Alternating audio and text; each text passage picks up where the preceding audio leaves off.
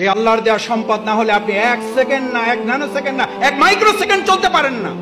যিনি বলেন আমার আগামী মাস কিভাবে চলবে, আর আপনার 1 সেকেন্ড কিভাবে চলবে আপনি বুঝেন না? যে কার্বন ডাই অক্সাইডটা ছেড়েছেন আর যে অক্সিজেনটা গ্রহণ করবেন, এটা যদি এখন অনুমোদন না হয়, কত টাকা বিল পরিশোধ করেছেন এই অক্সিজেনের জন্য?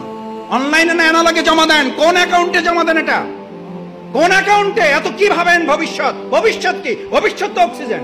এই এখন কার্বন ডাই অক্সাইডটা ছেড়েছেন, অক্সিজেনটা আর যদি না ঢোকে, এখন কি কারণ লাগবে?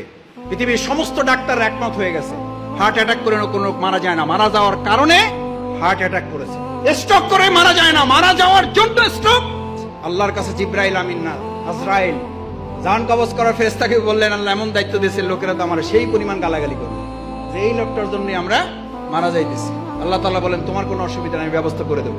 লোকেরা তোমার কথা মনেও রাখবে না, তোমার কথা স্মরণও করবে না, তোমার উচ্চারণও করবে না। ওরা বলবে গাড়ির অ্যাক্সিডেন্ট করে মারা গেছে, গাড়িরই গালাগালি করবে। ওরা হসপিটালকে গালাগালি করবে, ওরা ডাক্তারকে গালাগালি করবে, ওরা সংগঠনের মিছিলকে গালাগালি করবে। আল্লাহ আমাদের মাফ করুন।